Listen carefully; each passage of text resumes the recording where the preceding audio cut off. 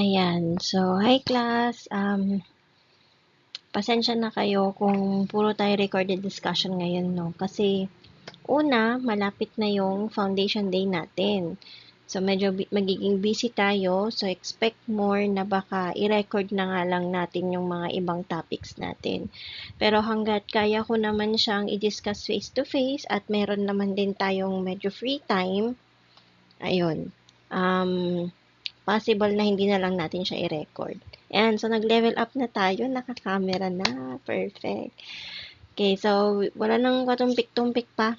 I-discuss na natin yung birth and physical development during the first 3 years. Okay, so chapter 3 ito. Yan.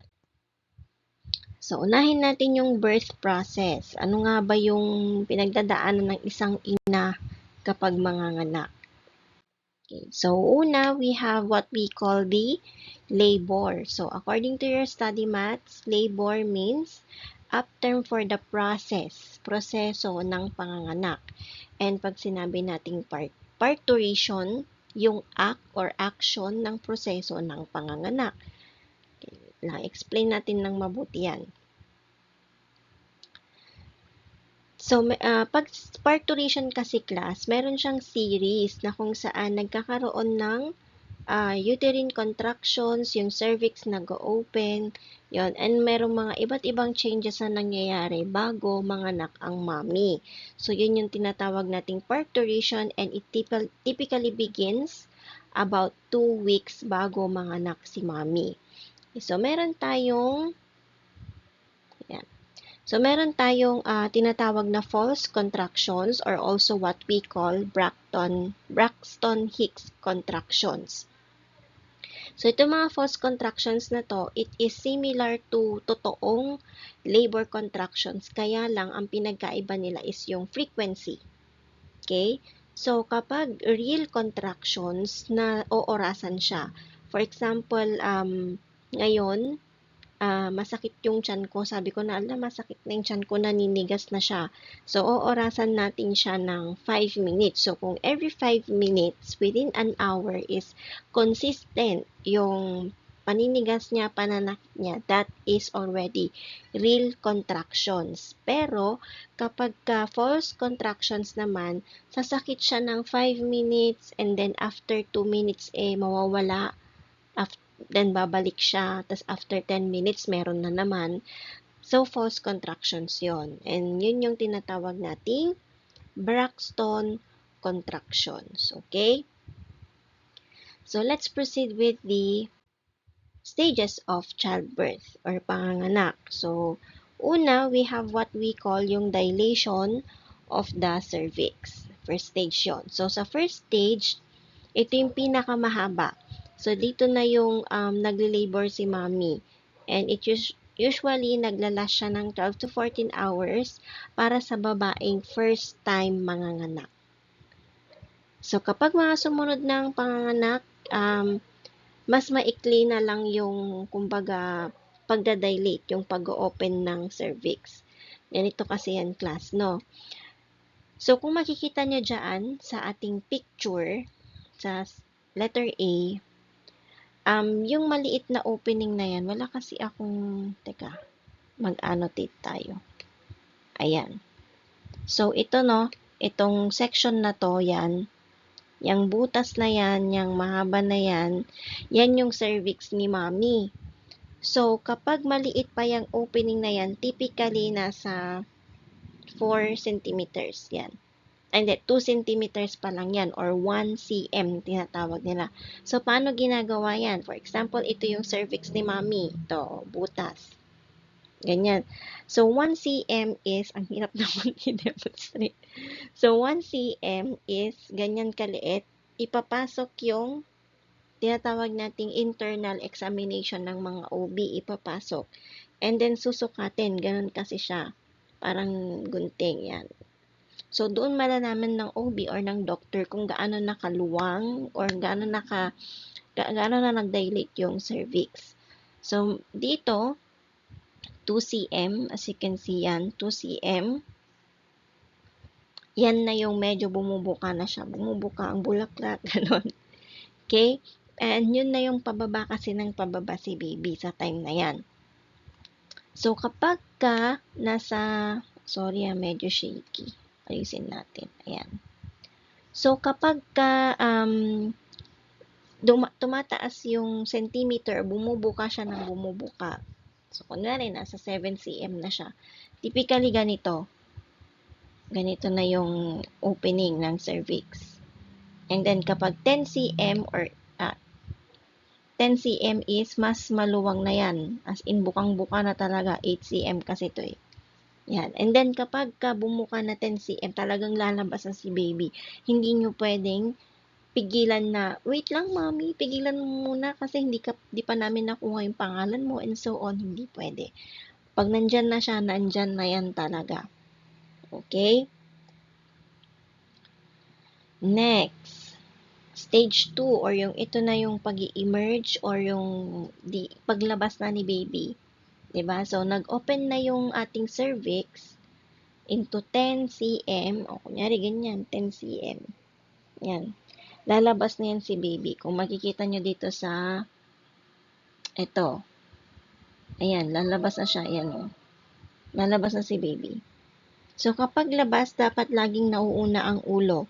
Pero kapag paa, ang naunang lumabas, to paa, ang tawag dyan is breech. Sulat natin, breech. B-R, ang hirap naman, te. Yan. Double E-C-H. Yan. Breech delivery. Yan nga, saan na yun? Yun, breech. Kapag ang tawag nito, nauna yung likod, itong part na to banda, nauna yan. Ang tawag naman dyan is transverse. Okay?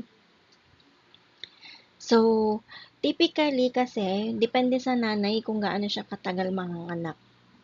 Pero ako kasi nung time na nanganak ako, parang 30 minutes, wala pa atang 30 minutes na nanganak ako.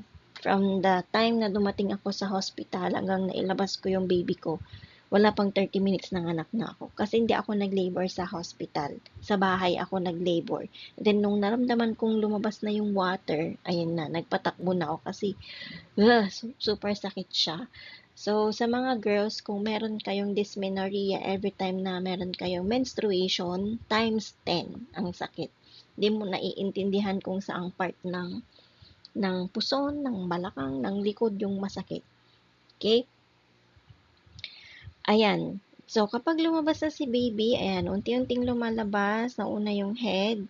Once kasi class, no, na nailagpas na ni baby itong balikat. Yan. Itong balikat natin. Once na nailagpas na siya, tuloy-tuloy siyang lalabas. Parang, ganun, diretsyo na siya agad. Yan. After lumabas ni baby, meron tayong expulsion of the placenta. So, sa expulsion, typically, 10 minutes bago siya lumabas or more or less, ganyan.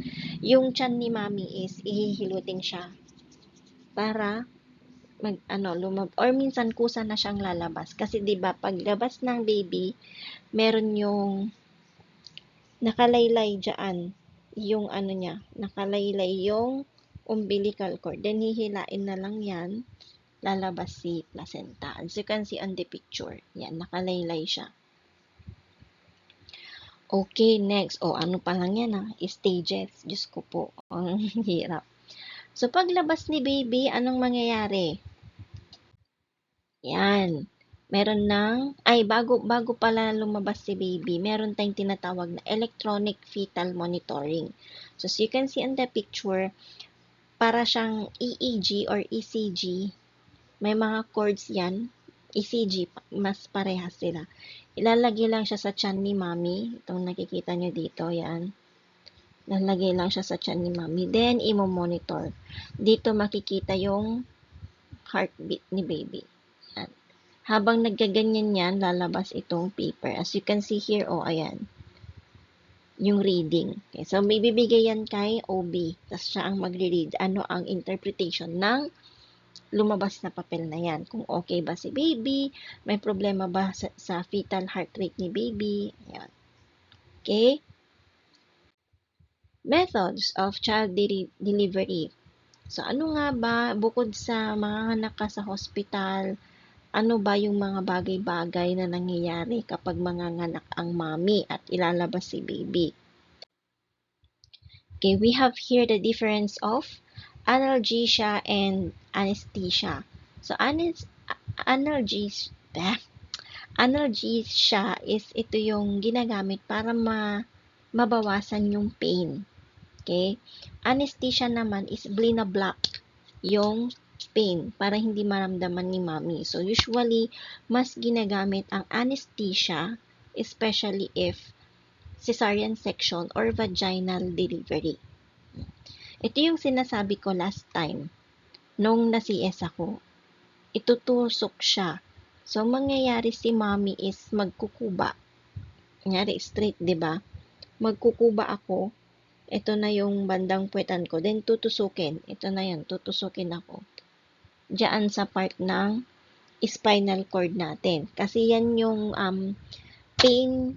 Diyan natin nararamdaman yung pain and binablock ng anesthesia yung mga pain receptors. Okay? And meron tayong dalawang klase ng pang-block or anesthesia. First, we have the epidural. Ito yung epidural or tinatawag na spinal, local anesthesia or spinal anesthesia. Yan. And we have itong isa, yan, pudendal block. Meron kasi dyan tinatawag na pudendal nerve, itong color yellow, yan, pudendal nerve. And dyan, tinutusok sa may perineal area between ito yung vagina ni mommy, and ito yung butas ng puwet niya, in between, kung mapapansin nyo. Okay? And oxytocin naman, ito yung pampahilab, yung tinatawag nila, para manganak na si mommy. So, ini-inject yan siya.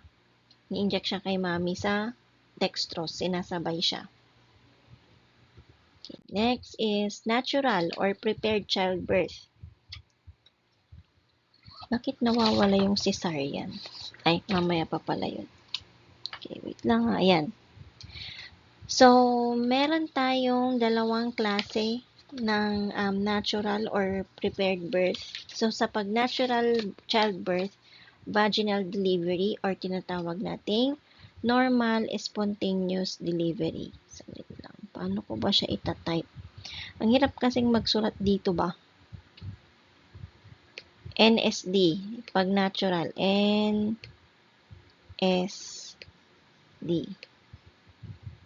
Or normal spontaneous delivery. Ang hirap be. Normal spontaneous delivery. Basta yun. Sulat na lang natin. Basta NSD. Normal spontaneous delivery. Yan. Yun yung isang tawag din sa vaginal or natural delivery. So, dito, ginagamit yung pudendal block.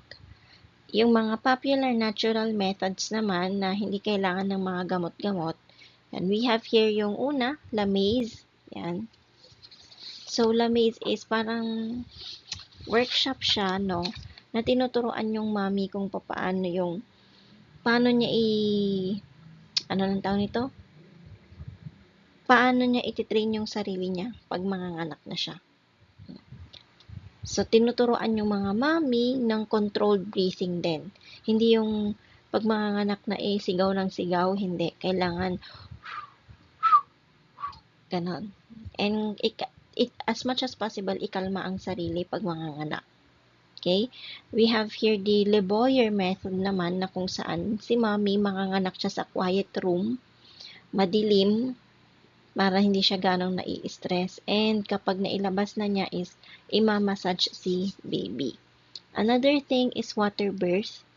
So, kung napanood niyo yung panganganak ni Papi Galang, pinagmix yun ng water birth and Le Boyer method. Diba, may mga low lights, medyo madilim yung kwarto, and meron doong swimming pool, dun siya nanganak. So, si mommy is magbababad siya dun sa tubig. So, yan, parang nasa picture. Babad si mommy, walang gamot-gamot yan. And then, ipupush niya si baby. Okay? Yung Bradley method naman, wala lahat. As in, walang anesthesia, walang gamot, anything na related sa medical, wala. And typically, ito yung may support na natatanggap. Hawakan lang yung kamay, then okay, ganun lang. Next, we have ito na, cesarean delivery or C-section. So, as you can see here on the picture, yan, binubutsak yung tiyan. And yan is between, dito yung pusod, bahin natin yung, so, ito yung pusod, tapos, ay mali, basta, dyan yung pusod, and then dito yung vaginal area ni mommy. So, in between yan. Okay, so itong cut na ginagawa ni doctor or ni surgeon is tinatawag nating bikini type. Bikini cut, sabi nila. And dito, makikita nyo naman sa lower part, ayan, kung paano yung proseso ng cesarean. So, pag nabutsak, 7 layers of the skin, tsaka na ilalabas si baby paunti-unti. So, via surgical incision sa tiyan ang cesarean delivery. Bakit siya ginagawa? Kasi maraming factors kung bakit may cesarean delivery. Una, kasi si mommy is at risk. Pwedeng may hypertension or whatsoever, may sakit siya na hindi siya pwedeng umire. Pangalawa, si baby is at danger. And pangatlo, ano pa bang reason? Pwedeng si mommy at baby is both at risk na. Okay, so kapag nauna ang paa, pag pinanganak ang baby, ang tawag dun is breech. Kapag nauna yung likod, transverse. Wait lang, saan na tayo? Yan. So, risky ang cesarean section kasi una, tuloy-tuloy yung bleeding. So, nung nanganak ako, I was diagnosed with anemia, parang stage 2, ganon. So, medyo malala siya ng konti. At kailangan kong masalinan ng dugo before akong maoperahan, masesaryan kasi nga, yun nga, medyo mababa ang red blood cells ko. And kapag manganganak, laging may backup na 1 bag of blood or 2. And second is organ damage, and yun, yung post-operative pain, yun yung na-experience ko ngayon, masakit siya, especially pag malamig na. And kapag nadadaganan ni baby ko, masakit talaga siya. And hindi pwedeng magbuhat kapag nasesaryan ang mommy, hindi siya pwedeng magbuhat ng mabibigat. Pero ako, matigas ang ulo ko. Nagbubuhat ako kasi, yun, wala naman akong matawag din kapag may dala-dala akong mga printouts. Yan. Also, may mga future complications. Ako kasi, wala naman pa akong nararamdamang complications. Sana wala na. Okay. We have here yung tinatawag nating VBAC or vaginal birth after cesarean. Okay, so na-experience ko to. Yung panganay ko kasi, cesarean ako and then nag-normal and then cesarean ulit. So sa VBAC, it is associated with a greater risk ng complications. Kasama doon yung masisira yung uterus and also mamamatay yung baby. Pero hindi recommended ang VBAC sa home births and sa mga babae merong conditions na pwedeng maging less successful yung panganganak. Okay, so, ang repeat cesarean, parang ako repeat cesarean, meron din siyang greater risk kasama doon yung hemorrhage or excessive bleeding, blood clots, infection, postpartum endometriosis, So, endometriosis class is yung pangangapal ng uterine lining and masakit yon. Mas masakit pa sa dysmenorrhea. Also, complications na pwedeng related sa anesthesia. So, na-experience ko to, sumakit yung ulo ko as in intense talaga. Yan, maternal mortality and also mas matagal ang recovery period kapag twice nang cesarean. Okay? Next, childbirth attendants. So, sino-sino nga ba yung tumutulong sa atin para manganak? Una, we have yung midwives and doulas or doula and midwife. So, si midwife, mga lisensyado tong mga to. Titik yan sila ng board exam. Registered midwife. So, profession siya na nagbibigay ng, saan na tayo? Ng healthcare doon sa mga mommy during pregnancy, panganganak, and also postpartum period. Postpartum means after manganak. So, ang mga midwife, pwede rin sila magbigay ng information about reproductive health and yung annual na examinations, specifically about yung reproductive organs ng mga nanay. Pwede nilang i-refer yung mommy sa general practitioners like for example is OB-GYN or obstetrician gynecologist kung yung pregnant mommy is kailangan niya ng mas intensive na medical care na hindi na kayang ibigay ng midwife. So sa mga traditional cultures naman, yung mga nanganganak na mommy ay sinasamahan or has been attended by a doula. So, doula, ang Greek word meaning niyan is a woman who helps. So, mentor siya, coach, helper to furnish yung emotional, physical support and information na kailangan ng mami pag manganganak, during, and after panganganak. Okay, so, ang mga doulas, kasama yan throughout the labor, throughout the assessment, and nagre-respond yan sa pangangailangan ni mommy. Okay. Ito na, lumabas na si Baby Bogart, the newborn baby. Ayan. Ito na si Baby Bogart. Bogart. Sulat natin. Bogart. Okay. Bogart. So, si Baby Bogart, pasok na siya agad-agad sa neonatal period. So, ito yung first 4 weeks ng buhay niya. So, ito yung transition from the uterus and then independent existence. Nasaan na tayo? Yan. So, we have what we call yung neonate or newborn na mas mahaba sila yung mga boys na baby kaysa sa girls. Mas mahaba at mas mabigat.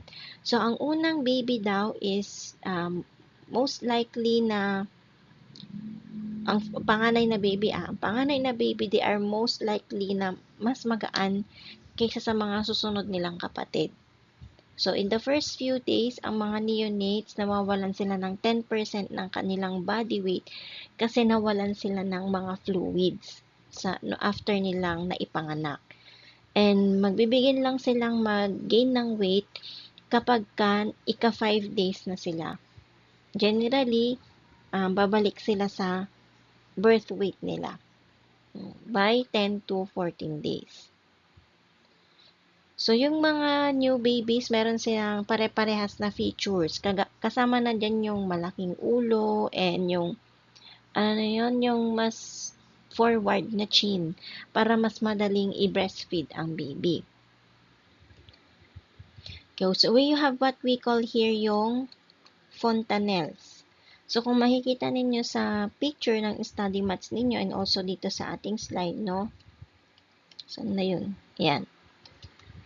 Ito yung face ni baby. Okay? Face ni baby. And kung makikita ninyo sa mga baby natin, na-encounter nyo na, pansinin nyo yung dito banda nila. Pumipintig-pintig yan. Yan yung tinatawag nating fontanelles. And hindi lang iisa ang fontanelles ng mga baby. Fontanelle kasi soft part siya Ibig sabihin yung skull hindi pa siya nag-merge or hindi pa siya nabubuo, hindi pa nag-meet. Yan. So, diyan, ito, dito banda, dito, and dito sa side. Yan, mga fontanelles nila. And very sensitive yan ha. So, kapag nakakita kayo ng baby, ingatan. Okay? Next, we have the lanugo. So, lanugo, kung makikita niyo yan, o yung buhok-buhok ni baby. Yan yung prenatal hair. And nawawala yan ng kusa after birth. Huwag isi-shave. Huwag isi-shave ha. Hayaan nyo lang na matanggal siya ng kusa. And we have here the vernix caseosa. So, para siyang, ano na yun? Cheese. Ano na yun? Basta yung cheese. Yung nilalagay sa milk tea. Yun, basta yun. Yung cheese na yun. Cheesecake. Yun. Parang cheesecake. Yung nilalagay sa milk tea. Ano siya, minsan meron sa balat, minsan meron sa head. Yung matigas-tigas na parang balat-balat. Vernix caseosa. And huwag kayong maniniwala sa sabi-sabi na yan daw ang ni daddy. Na nagsasex daw ang mommy at daddy pag buntis si mommy. And yan daw yung yun. Alam nyo na yon. Pero hindi. Natural yan na meron sa mga babies. Okay? And we have also the witch's milk. Lumalabas yan doon sa breast ng mga newborns. And normal lang yan, mga yan. So, we have body systems and conditions sa ating mga babies. We have the anoxia. Anoxia. Tandaan nyo, pag letter A, laging pag nag-i-start sa letter A, ibig sabihin, no, wala. So, ibig sabihin ng anoxia is no oxygen. Kapag hypoxia, hypo means mababa, low oxygen. Ganun lang siya. And kapag ganyan na ipanganak si baby, of course, kailangan siyang lagyan ng oxygen. Lalagyan siya sa ilong or yung ganyan o yung parang cup. Okay, nasaan na tayo? Hindi ko tinitingnan yung natin, yung handouts. Wait lang. Okay. So, yung mga batang nakaka-experience ng anoxia, hindi pwedeng magtagal kasi pwedeng magkaroon ng permanent brain damage and it may cause intellectual disability, behavioral problems, and also pagkamatay. So, during the first few days, ang mga baby or infants or newborns, they secrete a meconium. Meconium, ito yung color green, greenish black na pupo nila. Na nafo-form doon sa intestinal tract nila. Ilalabas nila yan, class. And it is not a good sign kapag nagpupo na siya habang nasa loob ng tiyan ni mommy. Ibig sabihin, overdue na siya. And pag-uusapan natin yan later. We have the neonatal jaundice or yung pag-yellow. Jaundice, pag narinig nyo na, nagiging yellow ang skin. So, ibig sabihin, either merong damage yung liver nila or immature yung liver. Ang ginagawa lang dyan, class, kailangan lang silang paarawan. Okay? Pero pag sa hospital pa lang is medyo malala ang pagiging yellowish ni baby. Nilalagay sila sa parang incubator. Nakalimutan ko yung tawag doon eh. Basta nilalagay siya sa parang incubator, then may doon, parang ini-in na sisiw. Okay, ganun yon. Neonatal jaundice. So, kapag nasa bahay naman at napansin na ang baby is yellowish, ibibilad lang sila sa araw. Tatanggalin yung damit nila. Okay? Next, pagkapanganak kay baby class, we have what we call Apgar scale. So, Apgar scale class, bakit ma'am? Kasama pa to sa dinidiscuss natin. Remember, you will be all psychometricians soon. And ang trabaho ng psychometricians is to administer tests. And Apgar scale is a type of test. So, kailangan niya siyang malaman. Though, hindi nyo naman siya totally gagawin dahil sa hospital to ginagawa. Pero at least meron kayong background. Nurse ang gumagawa nito sa hospital. So, it is a assessment criteria na kung saan ini-score si baby within 1 minute and then 5 minutes after birth. So, galing to kay Dr. Virginia Apgar, and siya gumawa nitong Apgar scale na to, and merong 5 subtests. We have the appearance or the color of the baby's skin, grimace or yung reflex irritability, activity or muscle tone, and the respiration for breathing, and letter P is pulse for the heart rate. So, ang mga newborn, they are rated 0, 1, and 2 on each measure for a maximum score of 10 points. So, sa 5-minute score ng 7 to 10, ibig sabihin, yung baby is in good to excellent condition. Okay. Dapat yan lahat ma-meet niya, yung A, P, G, A, R. So, kung within 7 to 10 minutes, excellent or good si baby. Pero pag below 5 to 7 ang score, yan, medyo kailangan na nating si baby, bigyan ng mga interventions para maging okay siya. Kailangan niyang huminga. Pero pag ang score is below 4, ibig sabihin, si baby kailangan niya ng life-saving treatment.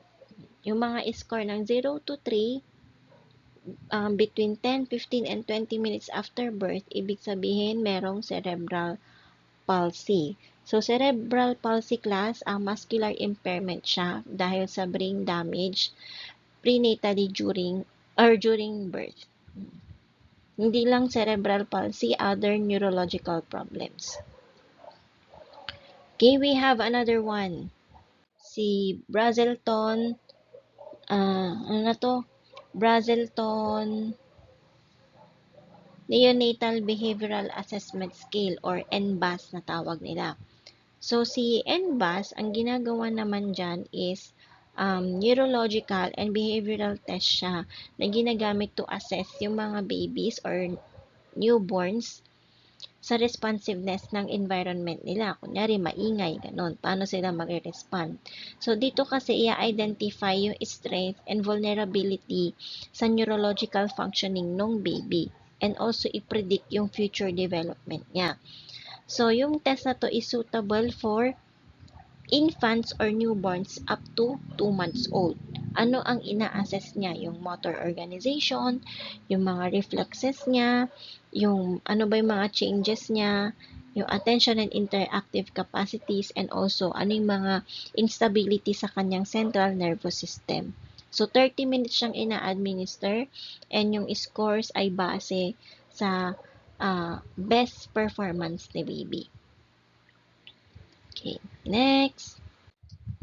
Neonatal screening for medical conditions, or pag dito sa Philippines, we have na tinatawag na NBS.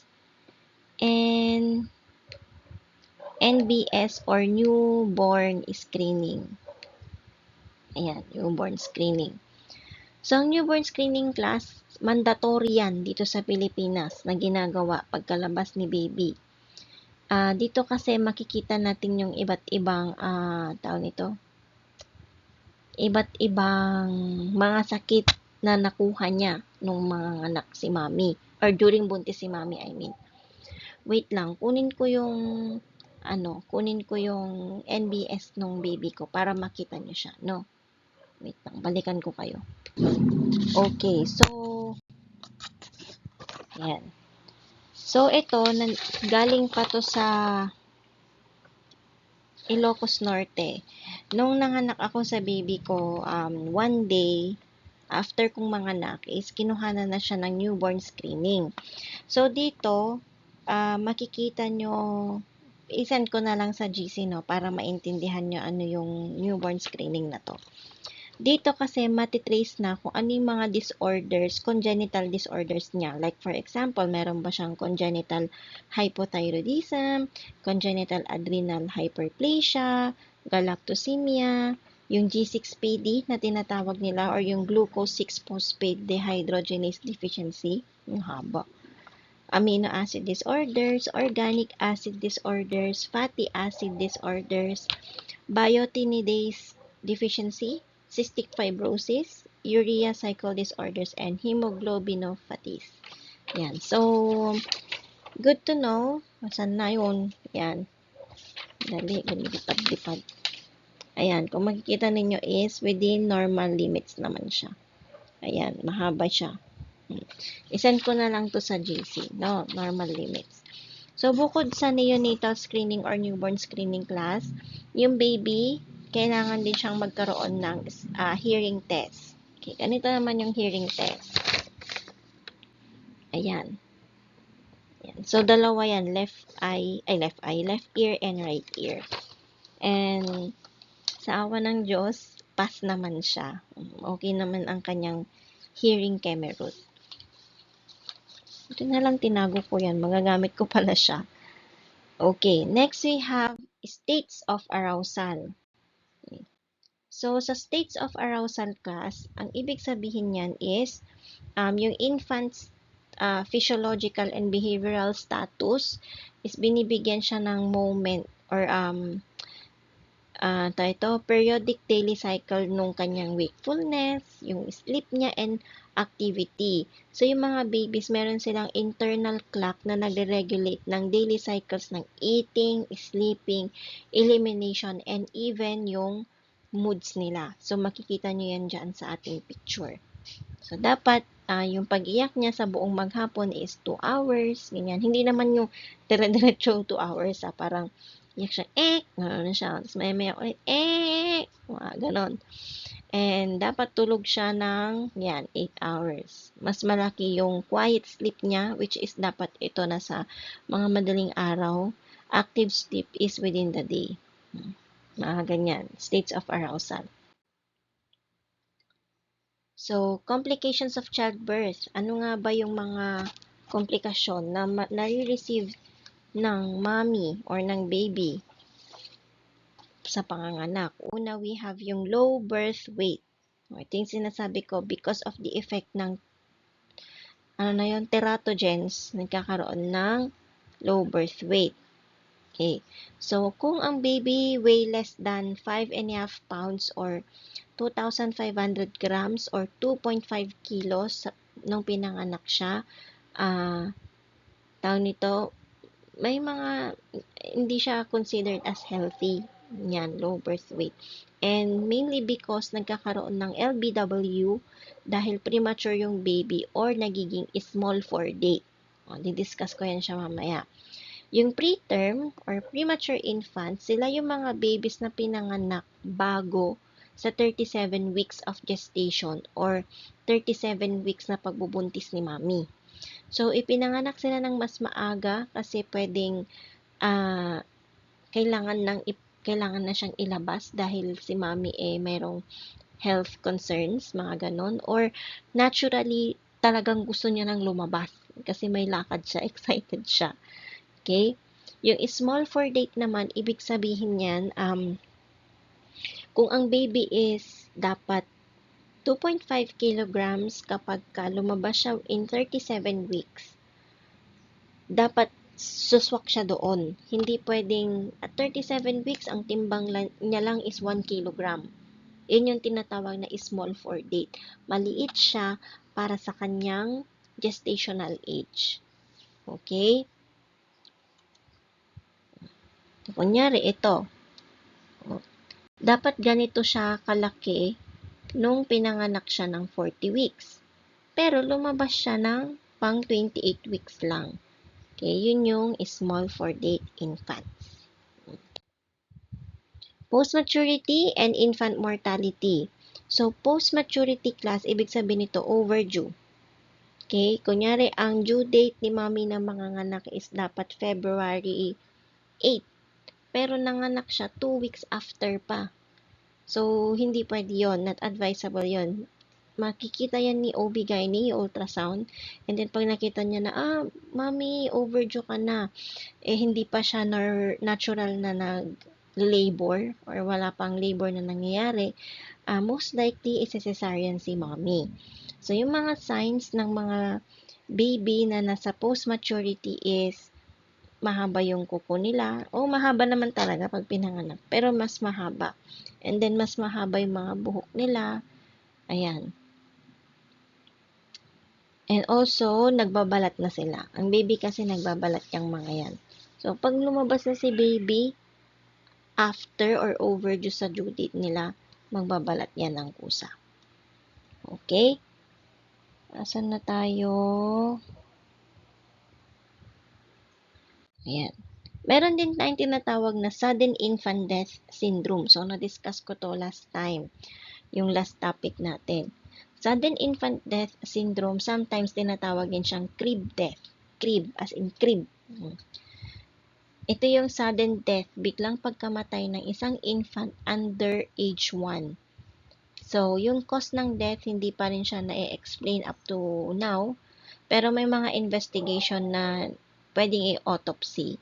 So, the search for what causes SIDS has been framed by triple risk model. So, sa framework na to, si SID is meron siyang 3 overlapping factors. So, una, meron kasing baby na vulnerable sa ibang bagay.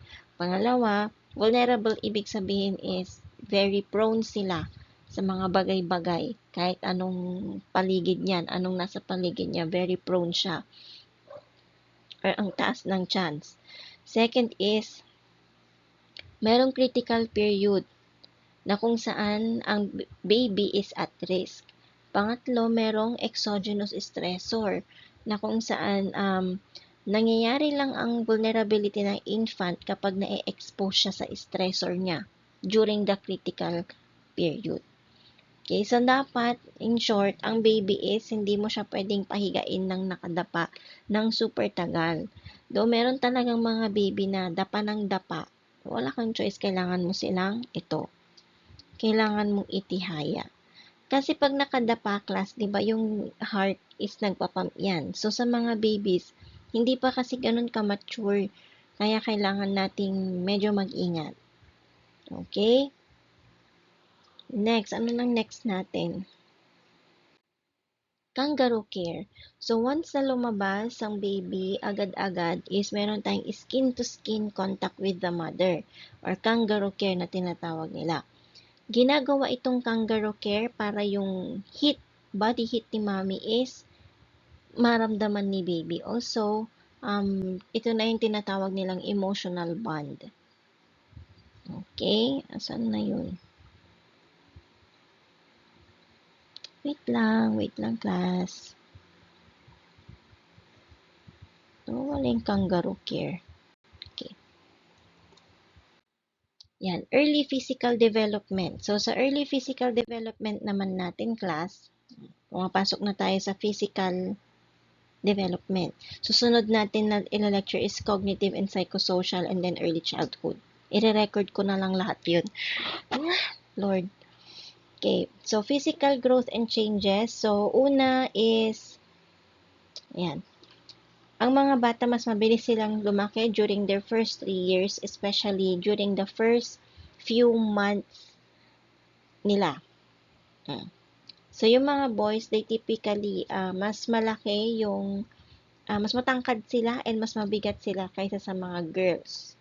And habang lumalaki yung mga baby into toddler, yung body shape nila and proportions nagbabago din.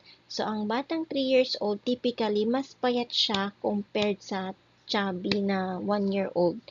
Di ba yung baby na 1 year old is medyo, alam mo, yung butchog-butchog, ganyan, and very chubby-chubby yung mga cheeks nila. So, kapag 3 years old na, medyo pumapayat na sila. And yung genes ng infant, namamana yan sa strong influence ng parents. Kung pwedeng both parents ba matangkad, matangkad din si baby. Yan. Kung, depende sa dominant gene na lalabas. Also, yung pagngingipin, lumalabas siya around 3 or 4 months kay baby. Ang aga. Or kapag ang bata is nag-umpisa na siyang mag-grab. Lahat na makita niya, kukunin niya. Or magganyan, pincer grasp or palmer grasp. And until sometime between 5 and 9 months, pwede na ring lumabas yung mga ibang teeth, and by their first birthday, kailangan ang ngipin ng baby is 6 to 8 pieces. Kapag 2.5 years old na sila, dapat around 20 na ang ngipin nila.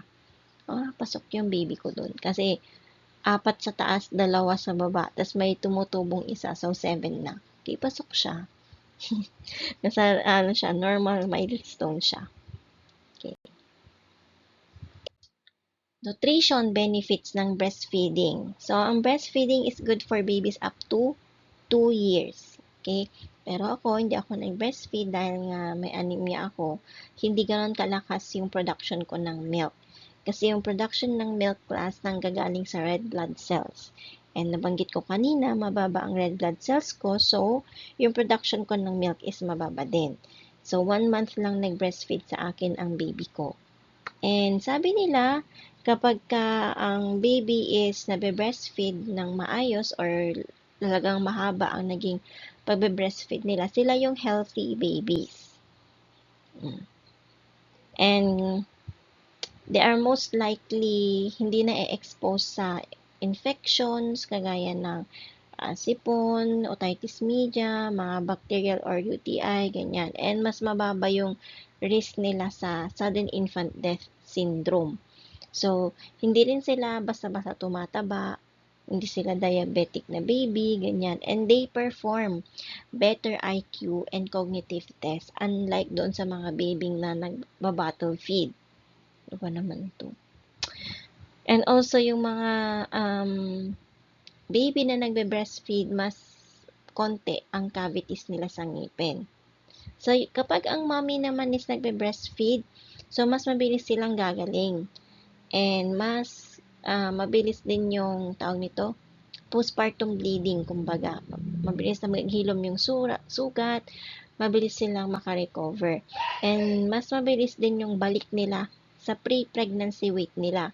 So, for example, ako, before ako manganak, or before ako nabuntis, ang weight ko is nasa 54 lang ako. Nung nanganak ako, nag-jump into 73. Di ba? Bigat ko, grabe. And habang lumalaki yung baby ko, nagbabawas din naman ako ng timbang. So, 73, nung bumalik na ako ulit magturo is nasa 68. And then, last sem, 65. Ngayon, nasa 62 na lang ata ako or 60. Kasi medyo sabi nila pumayat ako. Uy! Shish, pumayat. Ayan. So, yan, mas mabilis daw bumalik sa pre-pregnancy weight kaysa sa mga nanay na nagba-bottle feed. So, ako, ang tagal ng pagbalik ng weight ko kasi hindi nga ako breastfeeding mom. Hindi ako mabilis pumayat. Yan. So, meron din silang risk or mas mababa ang risk nilang maka-anemia or mas mababa din ang chance na mabuntis sila agad kasi breastfeeding is also a form of contraceptive. And they are less likely to develop osteoporosis or ovarian and premenopausal breast cancer. Okay? Ayan. So, ito yung brain and nervous system development ng ating baby Bogart. So, sa central nervous system, it includes the brain and the spinal cord. And dyan, yung growth ng brain ni baby Bogart is lifelong process siya. It also affects yung physical, cognitive, and emotional development. So, yung brain at birth is only about 1/4 kaysa doon sa, kunyari, 100% or 100 kilos ang timbang ng brain natin. Kunwari lang. Si baby daw, 25 kilos lang. So, 1/4 ng weight ng brain ng adult, yun ang bigat ng utak ng baby. Okay? And the brain's growth, nag-occur siya parang size ng ganito and nag-i-start siya sa tinatawag na brain growth spurts. Saan na tayo? Yan. So, mas mabilis na lumalaki or nade-develop yung brain ng baby during first year. So, diyan, habang lumalaki yung brain ng baby, kaya dapat tayo mga parents is naka-assist tayo palagi sa kanila. Next. Early human reflexes. So, sa early human reflexes class, ito yung sa mga baby-baby ngayon. Pag pinanganak, pag hinawakan mo, yung mga ganun, hinahawakan. So, let's begin with the moro or startle reflex. paki-check nyo yung study mats ninyo kasi nandyan yung mga example na pictures. So, sa Moro, kapag may narinig si baby na malakas na ingay, naggaganon siya o yun, nagsishake siya. Ito pala. Nakigtot, nagulat, sinasabi nila. And yung Darwinian or gasping or palmar reflex, ito yung kapag hinawakan mo yung kamay ni baby, hahawakan ka din. Ganun, oh. Ito yung kamay ni baby, tapos nilagay mo yung kamay mo, gaganon niya. Ito siya. Kapag plantar is kunwari yung paa, hinawakan mo, magko-close.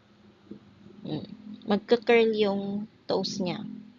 And kapag tonic neck naman, yung nakaganyan, yung parang fencing, yan. Makikita nyo doon. Yan, nakaganon yung ulo niya. So, para siyang makikiespada. Yung pinaka-favorite ko is Babinski. Kapag ginanon mo yung paa niya is, anong tawag nito? Magtitwist yung paa niya, parang nakikiliti siya, ganon. Rooting naman, rooting reflex ito sa unang picture, yan. Kapag may nilagay kayong dede, sasama siyang ganon. Kapag walking, syempre walking, maglalakad. Writing or labyrinth, ito yung kung saan yung baby is nakaganon yung ulo niya. Pag binuhat nyo, nakalaylay. Labyrinth. Swimming, of course, swimming.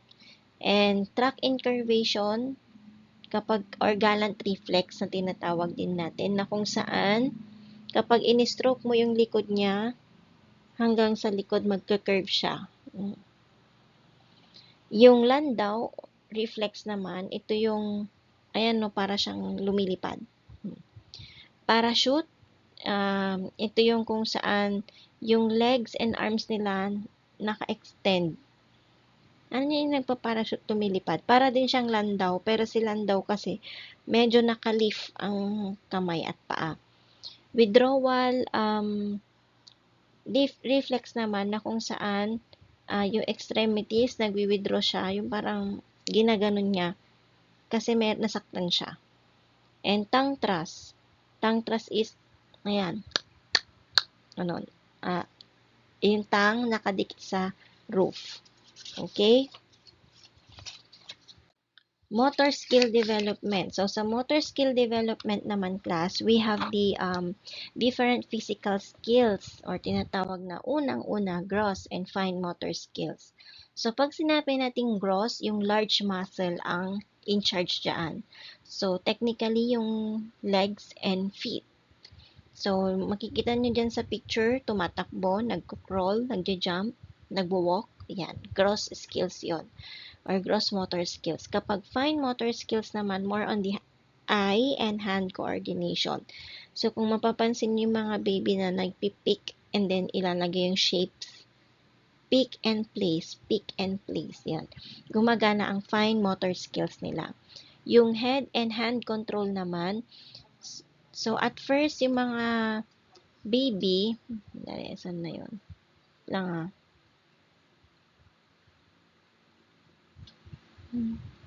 Ayan. So, sa head, most infants, tinaturn nila yung head nila side to side habang nakahiga sila. Or kapag itong chest is nakadapa naman sila, tinataas nila yung ulo nila. Head control yon. So, within the first 2 to 3 months, inaangat na nila yung head nila dahan-dahan. Sometimes to the point na pwede silang malose balance. By 4 months, almost lahat ng infants na i-erect na nila is steady. Hindi na kailangan ng support. Pag hand control naman, ito na yung mga reflexes. And also about 3 months, dapat ang baby is kaya na niyang maghawak ng objects or mag-pick. Pick man lang. Gaganon niya, kukunin niya. By 4 months, yung hands nila, kaya nilang mag-close open. Hawakan nila yung shake, shake, shake. Yan. And about 6 months, they begin to hahawak sila ng isang object. For example, isang object, lilipat sa kabila. Dapat ganun na ang nagagawa nila. Kapag 7 months naman to 11 months, yung kamay nila is more coordinated na mag-pick up ng gamit from the floor. And itatapon nila. Pipick up and then itatapon. And by 15 months, ang isang baby bogart, dapat marunong na siyang yung stacking na tinatawag. And a few months after their third birthday, ang isang average toddler, kaya na niyang mangopya ng circle or mag-cut ng scissors. Okay? Yan. Locomotion milestones naman, so dapat ang baby around 3 months, unti-unti, pinapractice na niyang dumapa. And most infants, makukuha nila yung self-locomotion nila kapag inumpisahan sa tiyan. Parang, ganon, di ba magko-crawl sila and then start na silang mag-side to side.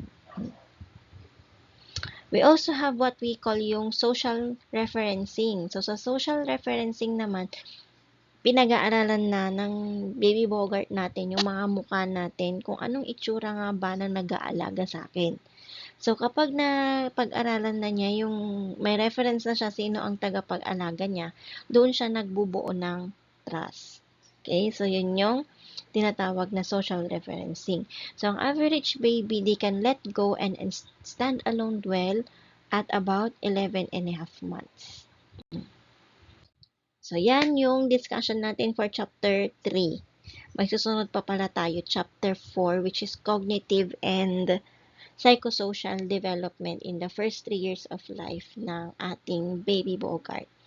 So, meron siguro yung early childhood sa midterm na lang, no? Okay, so yun na yung last discussion natin, cognitive and psychosocial. I-record ko na lang siya dahil yun nga, upcoming na ang foundation and medyo magiging busy tayo. Okay, so please bear with me. If you have any questions, don't hesitate to ask me. Okay, I'll see you class. Bye-bye. Paalam!